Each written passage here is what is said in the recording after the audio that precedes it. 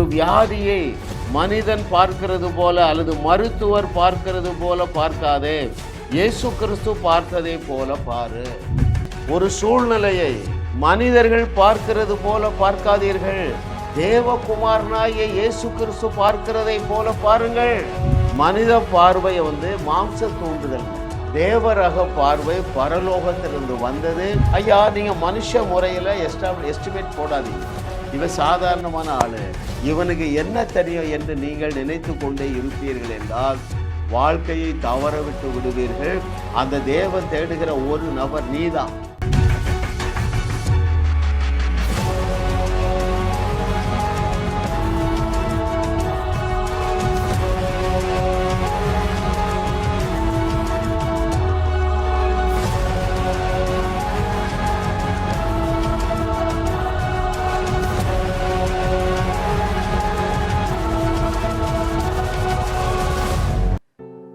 கர்த்தரை தெய்வமாக கொண்ட நீங்கள் பாக்கியவான்கள். ஏனென்றால் நீங்கள் இயேசு கிறிஸ்து செய்தவைகளையும் செய்ய முடியும், அதைவிட பெரிய கிரியைகளையும் செய்ய முடியும். அப்படி என்றால் என்ன பொருள்? ஹல்லேலூயா. அவர் தண்ணீரை திராட்சை ரசமாக மாற்றினால், தேவர்களாகிய உங்களாலே காற்றை தேவர் ரகமாக மாற்றி அந்த காற்றையே திராட்சை ரசமாக மாற்ற முடியும். Right? That is the revelation. அப்படித்தான் இயேசு கிறிஸ்து உங்களை பார்த்து சொன்னார், நான் செய்ததை விட பெரிய கிரியைகளை செய்வீர்கள் என்றால் மனித அறிவு கெட்டாத மிகப்பெரிய அசாதாரணமான காரியங்களை செய்து நம்முடைய தேவனே ஒரே தேவன் என்று வையகத்திற்கு வழிகாட்டும்படியாக தேவன் உங்களை என்னோடு இணைத்திருக்கிறார். இன்றைக்கு 191வது அவருடைய அனந்த ஞானம், மனித முறையில் மதிப்பிடாதே. மிக முக்கியமான சத்தியத்தை ஆவியானவர் நமக்கு கற்றுத்தர போகிறார். ரைட்? அப்படி என்றால் பொருள் என்ன? மனிதன் ஒரு காரியத்தை பார்க்கிறது போல நீ அதை அப்படி பார்க்காத. ஏன்? நீங்கள் மனிதர்கள் அல்ல, நீங்கள் தேவர்களாக இருக்கிறீர்கள் என்று சொன்னவர் எள்ளளவும் பொய்யுரையாத தேவன். Hallelujah. Oh, thank you Lord for your goodness. ஐயா, ஒரு பிரச்சனையை மனிதனை போல பார்க்காத, தேவனை போல பாரு. ஒரு வியாதியை மனிதன் பார்க்கிறது போல அல்லது மருத்துவர் பார்க்கிறது போல பார்க்காதே, இயேசு கிறிஸ்து பார்த்ததை போல பாரு. ஒரு சூழ்நிலையை மனிதர்கள் பார்க்கிறது போல பார்க்காதீர்கள், தேவகுமாரனாகிய இயேசு கிறிஸ்து பார்க்கிறதை போல பாருங்கள். மனித பார்வையை மாம்ச தூண்டுதல்ங்க. தேவரக பார்வை பரலோகத்திலிருந்து வந்தது. என்னுடைய வியூவர்ஸ் அத்தனை பேருக்கும் அந்த பார்வை வந்து விட்டது என்று கர்த்தர் சொல்லுகிறார். அப்படி என்றால் என்ன பொருள்? ஒரு பிரச்சனையை, ஒரு தேவையை, ஒரு பற்றாக்குறையை, ஒரு பஞ்சத்தை, ஒரு குழப்பத்தை, ஒரு குழந்தை இல்லாமையை தேவன் எப்படி பார்த்தாரோ அப்படி பார்க்கும்படியாகவே தேவன் உங்களை என்னோடு இணைத்திருக்கிறார். இன்றைய தலைப்பு என்ன? மனித முறையில் மதிப்பிடாதே. ஹல்லேலூயா. பவுல் சொல்றான் பாருங்க, எப்போ நான் ஒருத்தரையும் பிராக்டிக்கலாக அறியேன். அதை ஒரு வசனம் வாசிக்கிறேன் உங்களுக்கு. 2 கொரிந்தியர் 5வது அதிகாரம் 16வது வசனம். The book of 2 Corinthians chapter 5 verse 16. ஆகையால் இது முதற்கொண்டு நாங்கள் ஒருவனையும் மாம்சத்தின்படி அறியோம். நாங்கள் கிறிஸ்துவையும் மாம்சத்தின்படி அறிந்திருந்தாலும் இனி ஒருபோதும் அவரை மாம்சத்தின்படி அறியோம். உங்களுக்கு சிம்பிளா சொல்லி தரட்டுமா? எப்பா, எதையுமே நான் பிராக்டிக்கலா பார்க்க மாட்டேங்கிறார். எத்தனை பேர் புரியுதுங்க? டாக்டர் சொல்லிட்டாங்க, உனக்கு குழந்தையே இருக்காதுன்னு சொல்லிட்டாங்க. தொலைபேசியில் அழைத்தார்கள், ஐயா 12 வருஷம் ஆச்சு, உங்கள் செய்தியை நிறைய கேட்டேன், எனக்கு நல்ல தைரியம் வந்துட்டியா, உன் பேர் என்னம்மா, ஏதோ ஒரு பேர் சொன்னாங்க, நடந்து 6 வருஷம் ஆகிட்டு பாருங்க. ஏம்மா, அடுத்த வருஷம் இதே நாளிலே உன்னுடைய கையிலே தாவீது இருப்பான் என்று கர்த்தர் சொல்லுகிறார் என்று கர்த்தர் சொல்லுவதை போல பேசினேன். மகள் பெற்றுக்கொண்டாள். மனுஷ முறையில் தீர்வளிக்காது, தேவனை போல தீர்வளிக்கும்படியாக தேவன் உங்களை என்னோடு இணைத்திருக்கிறார். பாருங்கள், 5:16 வாசிக்கிறேன். ஆகையால் இது முதற்கொண்டு நாங்கள் ஒருவரையும் பிராக்டிக்கலாக அறிய மாட்டோம்ப்பா. தேவன் உங்களை எப்படி பார்த்தாரோ அப்படி பாருங்கிறார். தேவன் உங்களை எப்படி பார்த்தாரு? உங்களால் கூடாத காரியம் ஒன்றுமிராது என்று சொன்னார். அப்படி நீங்கள் உங்களையும் பாருங்கள், மற்றவர்களையும் பாருங்கள். தேவ பார்வை பார்த்தான் பாருங்கள். யாரு? எலிசா. ஏமா 10 மாசத்துல உன் கையில ஒரு ஆண் குழந்தை இருக்கும். தேவரக பார்வை உங்களுக்கு எத்தனை பேர் புரியுதுங்க? மனுஷனை போல மதிப்பிடாதீப்பா. மனுஷனை என்ன சொல்லுவான்? கேயாசி அப்படிதான் சொல்றான். ஐயா, அவளுக்கு குழந்தை எல்லாம் அவ கிளவி ஆயிட்டா. அது மனித பார்வை, மனித முறை. அப்படி நீ எஸ்டிமேட் போடாத. அல்லேலூயா. கர்த்தரை தெய்வமாக கொண்ட நீங்கள் பாக்கியவான்கள். ஏனென்றால் நீங்கள் என்னுடைய வியூவர்ஸ் அத்தனை பேரும் இனிமே ஒரு பிரச்சனையை பார்க்கும் பொழுது இயேசு கிறிஸ்துவை போல பார்ப்பீர்கள். அவர் என்ன பார்த்தாரு? அங்கு திராட்சை ரசம் குறைவுபட்டது. என்ன பார்த்தாரு? இனி நான் கொடுக்க போகிற திராட்சை ரசம் முந்தினதை பார்க்கிலும் சுவையுள்ளதாக இருக்கும் என்று அவர் பார்த்தார் பாருங்க. அந்த பார்வையை பாருங்கன்னு சொல்றேங்க. ஹல்லேலூயா. ஒரு உதாரணம் சொல்றேன். உங்கள் மகள் அல்லது ஒரு மகன் தவறான ஒரு நபரை காதலித்து திருமணம் பண்ணிட்டாங்க. வருஷம் 2 ஆயிற்று, ஒத்து போகலை. நீங்க என்ன பேசணும்?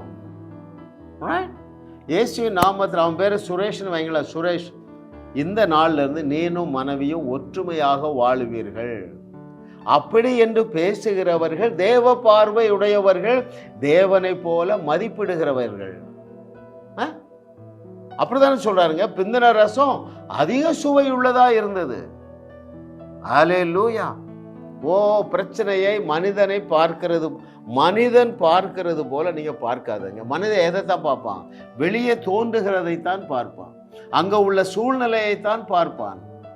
ஆனால் நீங்கள் தேவர்களாக இருக்கிறதுனால இயேசு கிறிஸ்துவை போல பாருங்கள். எத்தனை பேர் பார்த்தாங்க இயேசு கிறிஸ்துவை போல?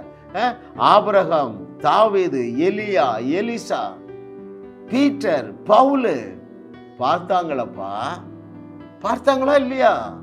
இயேசுவை போல மதிப்பிட்டான் அல்லவா? கல்லறையெல்லாம் தோண்டின பிறகுதான் ட்ரெஸ் பண்ணி வச்சிருப்பாங்க. அவளை குளிப்பாட்டி எல்லாம் ரெடியாக வச்சுட்டு இன்னும் சில நிமிடங்கள்ல தூக்கி கொண்டு புதைக்கணும். வந்தான் பாருங்க, சத்தியத்தை சரியாக அறிந்தவன். தவித்தாலே எழுந்திரு. அப்போ ஒரு செத்த சடலத்தை ஒரு விசுவாச வார்த்தை உயிரோடு எழுப்ப முடியும் என்றால், நான் உங்களுக்கு சொல்லுகிறேன், யார் நீங்க கஷ்டப்படுறீங்க, என்னுடைய மனைவியோடு வாழ முடியாது என்று கஷ்டப்பட்டு இந்த செய்தியை கேட்கிற மகனே, மகளே, நீ உலகத்தில் எந்த இடத்துல இருந்தாலும் சரி, இயேசுவின் நாமத்தினால நாளைக்கு இந்த நேரம் நீனும் மனைவியும் சந்தோஷமான வாழ்க்கையை, புதிய வாழ்க்கையை துவங்குவீர்கள் என்று கர்த்தர் சொல்லுகிறார். மகளே, நீ நினைக்கிறாய் இவனோட வாழவே முடியாது அங்கிள், ரொம்ப மோசம், ஒஸ்ட் ஃபெல்லோ, பலவிதமான தொடர்பு வச்சிருக்கிறான், குடிக்கிறான், நான் அதை முறிக்கிறேன். அப்படியே பெற்றுக்கொள். இயேசுவின் நாமத்தினால இந்த செய்தியை கேட்கிற யாருடைய புருஷன் குடித்தாலும் இன்னும் 24 மணி நேரத்தில் அவன் குடியிலிருந்து அவன் வெளியே வருகிறான் என்று கர்த்தர் சொல்லுகிறார். நீ நினைக்கிறா இல்லை இந்த இவனோட வாழ முடியாது, இயேசுவின் நாமத்தினால இந்த செய்தியை கேட்கிற அருமையான ஸ்திரீயுடைய கணவன் தங்க கம்பியாக மாறுகிறான் என்று கர்த்தர் சொல்லுகிறார். அல்லேலூயா. ஓ, அவன் தான் பேசுவானாங்க, அவர் தான் பேசுவாரா? யார்? எலியா, எலிசா தான் பேசுவாங்களா? கர்த்தர் சொன்னார் என்று சொல்லி எப்பா அவர்கள் நம்முடைய ஸ்டேட்டஸில் இல்லை, அவர்களே அப்படி முழங்கினார்களே. ஒரு சாப்பாடு 100 பேரும் சாப்பிட்டு 100 மடங்காக பெருகி மீதியும் இருக்கும் என்று கர்த்தர் சொல்லுகிறார் என்று இந்த எலிசாவாலே பேச முடியும் என்றால், நீ யாரோட வாழ்ந்து கொண்டிருக்கிற? உன் கணவன் தவறான தொடர்பு வைத்திருக்கிறான், நான் எல்லாத்தையும் கேன்சல் பண்ணிட்டேன். ரைட்? உன் கணவன் குடிக்கிறான், நான் எல்லாத்தையும் கேன்சல் பண்ணி விட்டேன், என்னோட நில்லு. என்னோட தலையை கொடுத்துட்டா வாழ்ந்துடலாமா? ஐயா, தீமையை நன்மையாக்கி கொள்ளுகிற ஆற்றல் உன்னுடைய நாவில இருக்கிறது என்று அருமையான தேவனுடைய பிள்ளைகளே, இது என்னைக்கு புரிஞ்சிட போறா? இல்லாததை இருக்கிறது போல அழைத்தாலே யாரு? மரியாள். வல்லமையானவர் மகிமையானதை எனக்கு செய்தார், இது முதல் அநேக ஜாதிகள் என்னை பாக்கியவான்கள் என்பார்கள் என்று எப்பா 2000 ஆண்டுகளுக்கு முன்பதாகவே அட்ரஸ் இல்லாத குடும்பத்திலிருந்த வந்த அந்த மரியாதை அப்படி எடுத்துக்கொண்டா பாருங்க. எப்போ என் கற்ப பையும் பெருசாகுது, இது தேவனுடைய குமாரன் உள்ளே இருக்கிறாரு, அவரைத்தான் நான் சுமந்துட்டு இருக்கேன், அவரை நான் பூமியில் கொடுப்பேன், நான் டெலிவரி பண்ணுவேன், இதனாலே என்னுடைய நாமம் பிரஸ்தாபம் அடையும் என்று 2000 ஆண்டுகளுக்கு முன்பதாக மரியாளாலே விசுவாசிக்க முடியும் என்றால், விசுவாசிகளாகிய உங்களாலே தேவனுடைய வார்த்தையை அப்படியே விசுவாசிக்க முடியும்.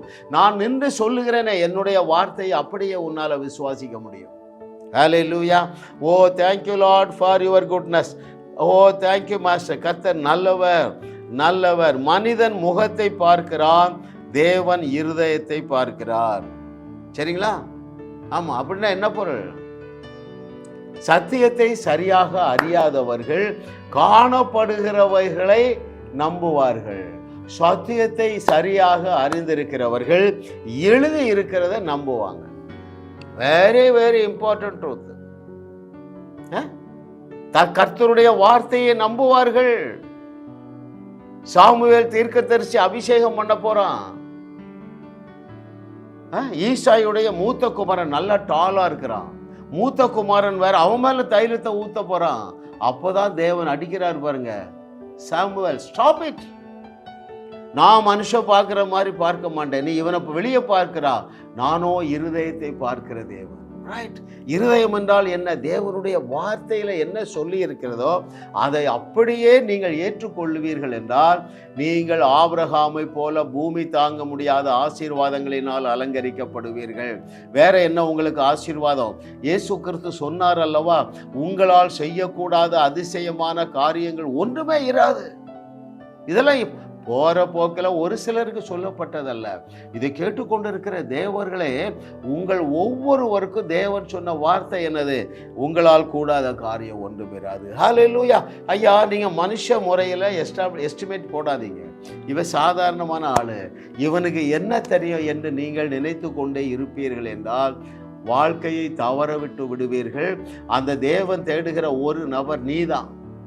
கேட்கிறதற்கு காதுள்ளவர்கள் கேட்க கடவர்கள், புரிந்து கொள்ளுகிற இருதயமுடையவர்கள் புரிந்து கொள்ளுவார்களாக.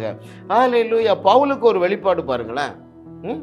தேவன் அவுட்வேர்டு காரியங்களை பார்க்கறதில்ல, இன்வேர்டாக தான் பார்ப்பார். ஆகவேதான் 2 கொரிந்தியர் 5:17 பஞ்சு பண்ணிட்டாரு. வாசிக்கட்டுமா? இப்படி இருக்க ஒருவன் கிறிஸ்துவுக்குள் இருந்தால் புது சிருஷ்டியாய் இருக்கிறான், பழையவைகள் ஒளிந்து போயின, எல்லாமே புதிதாகிவிட்டன. புது சிருஷ்டினா என்ன தெரியுமா? இயேசுவை போல இயற்கைக்கு அப்பாற்பட்டவனாக மாறிட்டாங்க. பழைய சிருஷ்டி மனுஷன், புது சிருஷ்டி தேவன். திரும்ப வாசிக்கிறேன். புது சிருஷ்டி என்றால் என்னவென்றால், இயேசு கிறிஸ்துவை போல இயற்கைக்கு அப்பாற்பட்டவனாக நீ மாறிவிட்டாய். According to the knowledge of Paul. Hallelujah, hallelujah. நீ ஒரு புது சிருஷ்டி, நான் ஒரு புது சிருஷ்டி, தேவ வார்த்தையை பெற்றதினால் நாம் ஒரு புது சிருஷ்டி. அந்த புது சிருஷ்டி எப்படிப்பட்டது? இயேசுவை போல இயற்கைக்கு அப்பாற்பட்டவர்களாக நாம் நம்முடைய மாறுபடி பிறந்த நம்முடைய ஆவி மனிதனிலே மாற்றப்பட்டு இருக்கிறோம். அது எப்பொழுது நடந்ததென்றால், நம்முடைய மறுபடி பிறந்த அதே நாளிலே இயேசுவை போல அப்பழுக்கற்றவர்களாக, இயேசுவை போல தகுதியுடையவர்களாக, இயேசுவை போல ஆற்றல் மிக்கவர்களாக நீங்கள் வாழ்ந்து கொண்டு இருக்கிறீர்கள். மனுஷன் பார்க்குற மாதிரி நீ ஒன்றை பார்க்காத. வசனம் ஒன்றை எப்படி பார்க்குதோ அப்படி பாருப்பா, வாழ்ந்துருவா, சுகித்திருப்பா, செழித்திருப்பாய், தேவனுடைய இருதயத்தில் இடம் பிடிப்பாய் மகனே மகளே. Hallelujah. Thank you master for your goodness. இதை ஓர் அளவு தான் பவுல் அறிஞ்சிருந்தாங்க. சிம்பிளா சொல்லிட்டு போயிட்டான். ஒருவன் கிறிஸ்துவுக்குள்ள இருந்தால் புது சிருஷ்டி என்று. இயேசு கிறிஸ்துவுடைய லாங்குவேஜில் சொல்லட்டா, ஒருவன் கிறிஸ்துவுக்குள் இருக்கிறதுனால, அல்லது இதை கேட்டுக்கொண்டிருக்கிற அருமையான பிள்ளைகளே, நீங்கள் கிறிஸ்துவுக்குள் இருக்கிறதுனாலே நீங்கள் தேவர்களா இருக்கிறீர்கள் என்று இயேசு கிறிஸ்து சொல்லுகிறார்ப்பா. எத்தனை பேர் புரியுதுங்க? அதை நீங்கள் வாசிக்க வேண்டுமா? அருமையான தேவர்களே, பிள்ளைகளே, பாருங்கள், அங்கே யோவான் எழுதின சுவிசேஷம் 10வது அதிகாரம் 34 மற்றும் 35வது வசனங்களில் இயேசு கிறிஸ்து இயம்பி இருக்கிறதை சீரியஸாக எடுங்கங்க. வாசிக்கிறேன் உங்களுக்கு. இயேசு கிறிஸ்து சொன்ன சில வசனங்களை நான் திரும்ப திரும்ப வாசிக்கிறதுல அங்கே ஒரு பர்பஸ் இருக்குங்க. அடிமேல் அடி அடித்தால் அம்மையும் நகரும். உங்களால் இதை விசுவாசிக்க முடியல. எதை விசுவாசிக்க முடியல? இயேசு கிறிஸ்து உன்னை பார்த்து என்ன சொன்னாரோ அதை உன்னால் விசுவாசிக்க முடியல. நான் எப்படி தேவனாக முடியும்? வாசிக்கட்டுமா? அங்கே யோவான் 10வது அதிகாரம் 34 மற்றும் 35வது வசனங்களிலே இயேசு அவர்களுக்கு பிரதியுத்தரமாக, தேவர்களாய் இருக்கிறீர்கள் என்று நான் சொன்னேன் என்பதால் உங்கள் வேதத்தில் எழுதியிருக்கவில்லையா? 82வது சங்கீதம் 6வது வசனத்தை இங்கே கோட் பண்றாரு. 15வது வசனம் 35வது வசனம் வாசிக்கிறேன். தேவ வசனத்தை பெற்றுக்கொண்டவர்களே தேவர்கள் என்று அவர் சொல்லி இருக்க வேத வாக்கியமும் தவறாததா இருக்கிறது. ஹல்லேலூயா.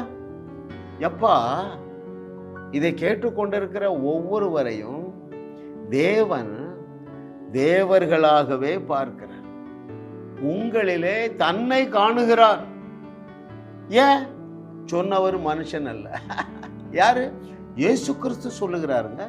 தேவ வசனத்தை பெற்றுக்கொண்டதினாலே நாம் யாவரும் தேவர்களாக இருக்கிறோம் என்று சொன்னார் பாருங்க.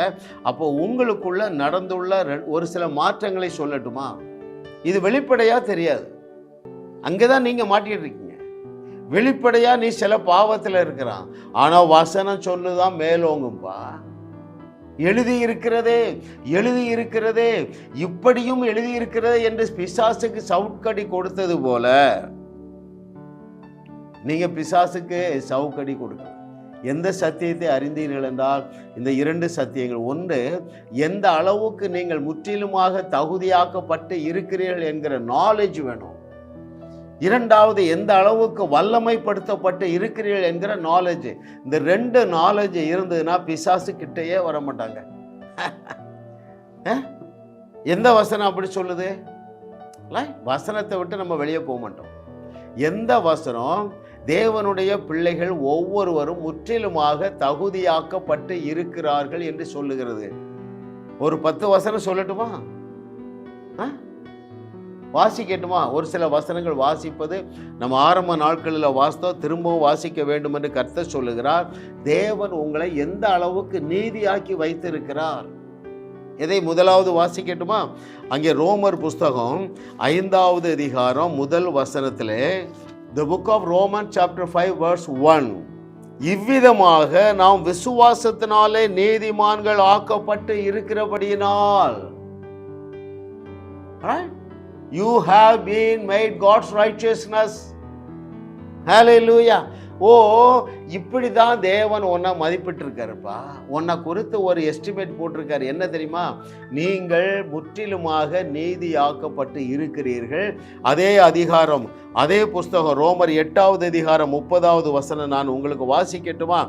எவர்களை முன்குறித்தாரோ அவர்களை அழைத்தும் இருக்கிறார், எவர்களை அழைத்தாரோ அவர்களை நீதிமான்களும் ஆக்கியும் இருக்கிறார், எவர்களை நீதிமான்கள் ஆக்கினாரோ அவர்களை மகிமைப்படுத்தியும் இருக்கிறார். இப்படிதான் தேவன் உன்னை வேல்யூ பண்றாரு. சோ நீ தவறான விதத்துல உன்னை குறித்து வேல்யூ பண்ணாத. அது மனுஷ முறை, கார்னல் மைண்டட். அது முற்றிலும் தவறானது. வேத வசனம் உன்னை பற்றி என்ன சொல்லி இருக்கிறதோ அதை ஏற்றுக்கொள்ளுகிறவர்கள் தான் புத்திமானா இல்ல பைத்தியக்காரர்களா? Hallelujah. Oh, thank you Lord for your goodness. What a loving daddy. ஓ, கர்த்தரை தெய்வமாக கொண்ட நாங்கள் பாக்கியவான்கள். என்ன சொல்லி இருக்கிறாரு?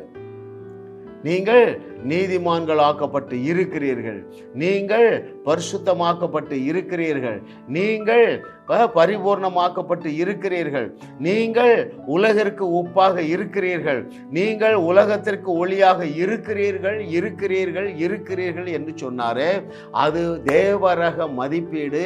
அப்படி நீங்க உங்களுக்கு மதிப்பு கொடுங்க. அநேக பாவங்களிலிருந்து வெளியே வருவீர்கள். எனக்கு பிரியமான தேவர்களே, இந்த பவுல் அவனுக்கு இன்னும் வெளிப்பாடு பாருங்களேன். அவன் என்ன சொல்றான்?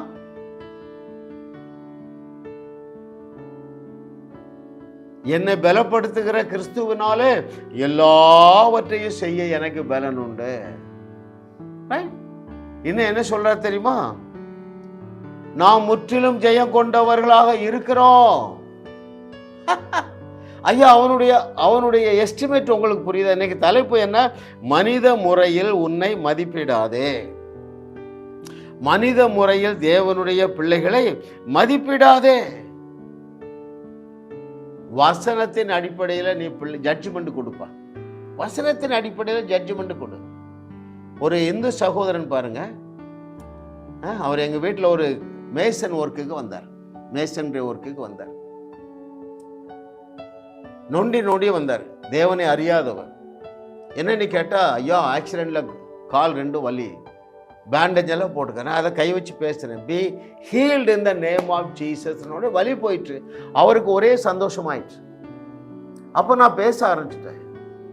தம்பி, நீ எங்கள் வீட்டில் வந்து வேலை செய்ய வந்திருக்கிறா, உன்னை இன்னும் சொந்த வீடு வாங்கலைன்னு சொன்னா, என்னுடைய வீட்டை போல உனக்கு தேவன் 7 வீடுகள் தருவேன் என்று கர்த்தர் சொல்லுகிறார் என்று சொல்லிட்டு சொன்னேன். 7 ஆமேன் சொல்லுனேன். ஆமேன் ஆமேன் ஆமேன்னு சொன்னோம் பாருங்க. எத்தனை பேர் நீங்க கவனிக்கிறீங்க? ஐயா, நீங்கள் தேவனை போல பிறரை ஆசீர்வதிக்கும்படியாக அழைக்கப்பட்டு இருக்கிறீர்கள். அந்த அளவு தேவன் உன்னை வேல்யூ பண்றாரு. ஐயா, 21ஆவது நூற்றாண்டிலே நீங்கள் தேவனை போல பேசி பெரிய பெரிய ஆசீர்வாதங்களை கட்டவிழ்க்கும்படியாகத்தானே தேவன் உன்னை 21ஆவது நூற்றாண்டிலே தேவனாக வைத்து இருக்கிறார். தைரியமாக பெரிய ஆசீர்வாதத்தை சொல்லுப்பா. 3 வருஷம் ஓடல ஃபேக்டரி, 100 பேர் வேலை பார்த்த ஃபேக்டரி. நான் 25ஆம் தேதி போடுறேன், ஒரு டம்ளர் தண்ணி எடுக்கிறேன், எல்லா மிஷின் மேலேயும் தெளிச்சிட்டேன். தம்பி, 1ஆம் தேதியிலிருந்து நல்ல லாபகரமாக இந்த மிஷின் எல்லாம் ஓடும் சொல்லிட்டு வந்துட்டேங்க. கடந்த கிட்டத்தட்ட 1 வருஷமாக சிறப்பாக அந்த ஃபேக்டரி செயல்பட்டு கொண்டு இருக்கிறது. ஏன் தெரியுமா? சொன்னபடியே ஆகும் என்று சொன்னாரையா. நம் தேவன் நம்மை பார்த்து சொன்னபடியே ஆகும் என்று சொன்னாரையா. அவர் வார்த்தையை நம்பி நான் சொல்லுகிறேனே. ஐயா, அவருடைய வார்த்தையை நான் அப்படியே எடுத்துட்டேன். நான் என்ன சொன்னதோ அதான் நடக்கும். குழந்தை இல்லாதவர்கள் குழந்தை பெற்றுக் கொள்ளுகிறார்கள். பணம் இல்லை, கடன் அடைக்க பணம் இல்லை, அற்புத பணத்தை பெற்றுக்கொள்ளுகிறார்கள். ஏன்? நான் பிளஸ் பண்ண உடனே ஒரு அற்புதம் நடக்குது. அதை எப்படி அவர்கள் காத்து கொள்ளுகிறார்கள், எப்படி சஸ்டெயின் பண்றான்னு தெரியுமா? 400 கோடி பெருமானம் உள்ள 400 செய்தியை ஃப்ரீயா அனுப்பிடுறேன். பிசாசு ஒருவரையும் வஞ்சிக்க முடியாது. நீ வஞ்சிக்கப்பட இடம் கொடுத்தால் ஒழிய அந்த சாத்தானாலே உன்னை வஞ்சிக்கவே முடியாது. நீங்கள் சத்தியத்தை சரியாக அறிந்து கொண்டால் போதும். ஹல்லேலூயா. 2 ஸ்டேட்மெண்ட் சொன்னான்னு சொன்னேன். என்னை பலப்படுத்துகிற கிறிஸ்துவினாலே எல்லாவற்றையும் செய்ய முடியும் என்றான். உங்களையும் சேர்த்து என்னையும் சேர்த்து தான் சொல்றான். நாம் முற்றிலும் ஜெயம் கொண்டவர்களாக இருக்கிறோம் என்று சொன்னானே. அவன் மனித பார்வையில பார்க்கல, மனிதன் பார்க்கிற பிரகாரமாக பவுல் பார்க்கவில்லை.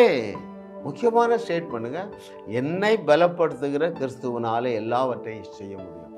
அவன் லிட்ரல் அந்த வார்த்தையை எடுத்துக்கிட்டான். எந்த வார்த்தையை? இயேசு சொன்னார் அல்லவா, உங்களால் கூடாத காரியம் ஒன்றுமிராது என்று சொன்னாரே. அந்த வார்த்தையை எழுத்தின்படி எழுத்தா, வெளிப்பாட்டின் மேல் வெளிப்பாடு. 12 புஸ்தகங்களை எழுதுகிற பொறுப்பை அவரிடத்திலே கொடுத்து விட்டார். ஹல்லேலூயா. ஓ, thank you Lord for your goodness. இயேசுவை போல பேசுங்க, பேதுருவை போல பேசுங்க, பவுலை போல பேசுங்க, எலிசாவை போல பேசுங்கள். இல்லாதவைகளை இருக்கிறது போல பேசி சிருஷ்டித்து கொடுக்கக்கூடிய ஆற்றல் உன்னுடைய நாவில இருக்கிறத. இது சாதாரண வார்த்தையாங்க? என்னை பலப்படுத்துகிற கிறிஸ்துவினாலே எல்லாவற்றையும் செய்ய முடியும். ஹல்லேலூயா. இன்னும் என்ன சொல்றாரு? நாம் முற்றிலும் ஜெயம் கொண்டவர்களாக இருக்கிறோம். ஹல்லேலூயா. இன்னும் என்ன சொன்னாரு பவுல் அப்போஸ்தலன்? நீங்கள் நீதிமான்கள் ஆக்கப்பட்டு இருக்கிறீர்கள், நீங்கள் பரிபூரணமாக்கப்பட்டு இதெல்லாம் ஒரு மனுஷன் சொல்ற வார்த்தைங்க. ஏனென்றால் அவன் மனித முறையிலே சூழ்நிலைகளை மதிப்பிடவில்லை, நபர்களை மதிப்பிடவில்லை. ஹல்லேலூயா. ஆனால் தேவ முறையில ஜட்ஜ்மெண்ட் கொடுக்குறாங்க. அப்போ இந்த நாள்ல ஒரு தீர்மானம் எடுப்பீர்களா? தேவகுமாரனாகிய இயேசு கிறிஸ்து அல்லது நம்முடைய மூத்த அண்ணன் அவருடைய தம்பிகளாகிய தங்கைகளாகிய நம்மை எந்த அளவு வேல்யூ பண்றாரு, அதே அளவு நீங்க முக்கியத்துவம் கொடுப்பீர்கள். அதுதான் காரியத்தின் கடைத்தொகை. மற்றவர்களுக்காக மாத்திரமல்ல, உங்களுக்காகவும். உங்களுக்கு ஒரு பிரச்சனை, கடன் பிரச்சனை, நீ என்ன சொல்லணும்? நீயோ கடன் வாங்குவதில்லை, அநேக ஜாதிகளுக்கு கடன் கொடுப்பா என்று சொல்லி இருக்கிறது. அப்போ என்னுடைய வாழ்க்கையிலும் நானும் மற்றவங்களுக்கு கடன் கொடுப்பேன் அப்படின்னு சொல்லிட்டு விசுவாசத்தில் நீங்கள் கிரியையும் செய்யணும். என்ன செய்யணும்?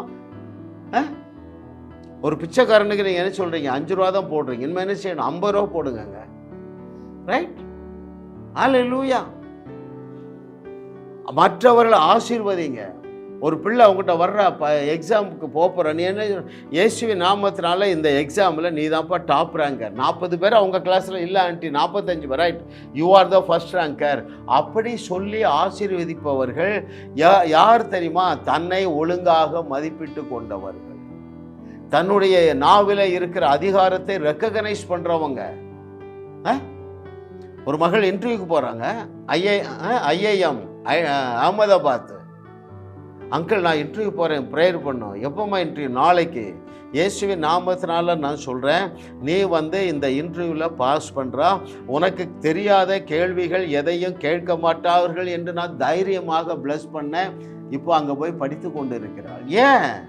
மனுஷ முறையில் நான் என்ன தேவன் என்ன சொல்லியிருக்கிறாரு, வார்த்தை என்னை பற்றி சொல்லி இருக்கிறது, என்ன சொல்லி இருக்கிறதோ அதை நான் ஏற்றுக்கொள்ள நாள் முதல் நீ ஐஏஎஸ் தான். ரைட்? அங்கிள் நான் டாக்டரா போனோம். ஏம்மா நீ டாக்டரை முடிச்சுட்டு அதன் பிறகு ஐஏஎஸ்ஸாக போவா, அது கூட சில வருஷங்கள் தான் வேலை செய்வா, அதன் பிறகு உலகத்தை உலுக்குவதற்கு நீ ஊழியம் செய்வா என்று நான் பிளஸ் பண்ணுறேன். மனித முறையில் நான் தேவனுடைய வார்த்தையை மதிப்பிடலைங்க. தேவனுடைய வார்த்தை என்னுடைய நாவை பற்றி என்ன சொல்லுது? மலையை பார்த்து பேசினா பெயர்ந்து சமுத்திரத்தில் தள்ளுண்டு போகும் என்று சொல்லுகிறது. அந்த வார்த்தையை தேவன் எந்த ஒரு சீரியஸாக சொன்னாரோ அந்த சீரியஸாக அந்த மார்க் 11:23 எடுத்துக்கொள்ளுங்கள். ஜாஸ் மினிஸ்ட்ரிஸ் செய்திகள் மூலமாக நீங்கள் ஆசீர்வதிக்கப்பட்டிருக்கிறீர்கள். நீங்கள் இந்த ஊழியத்தோடு கைகோர்க்கும்படியாக உங்களை அழைக்கிறோம். நீங்கள் காணிக்கை விதைக்கக்கூடிய நல்ல நிலமாக ஜாஸ் மினிஸ்ட்ரிஸ் இருக்கிறது. விசுவாசத்தோடு உற்சாகமாக பெருக விதையுங்கள். தேவன் உங்களை 1000 மடங்கு பெருக செய்வார். வாரந்தோறும் சென்னை முகப்பேரில் நடைபெறும் கிங்ஸ் அண்ட் குயின்ஸ் அசம்பிளி ஞாயிறு ஆராதனைக்கு அன்புடன் அழைக்கிறோம். சத்தியத்தை சரியாக அறிந்து வெற்றி வாழ்க்கை வாழுவீர்கள். சென்னையில் உள்ள உங்கள் நண்பர்கள் உறவினர்களையும் 3 மாதங்கள் தொடர்ந்து வரும்படியாக உற்சாகப்படுத்துங்கள். முற்றிலும் ஜெயமான வாழ்க்கை வாழுவார்கள். உங்களையும் வாழ வைத்து உங்கள் மூலம் உலகத்தையும் வாழ வைக்கவே தேவன் எங்களை கிருபையாக அழைத்துள்ளார். விடுதலை பெறவும் சுகத்தை அனுபவிக்கவும் தொலைபேசியில் எங்களோடு தொடர்பு கொள்ளுங்கள். ஜாஸ் மினிஸ்ட்ரிஸ் யூடியூப் சேனலில் தொடர்ந்து செய்திகளை கேளுங்கள். சப்ஸ்கிரைப் செய்யுங்கள். வீடியோக்களை லைக் செய்து பலரோடும் பகிர்ந்து கொள்ளுங்கள். அவர்களும் ஆசீர்வதிக்கப்படட்டும்.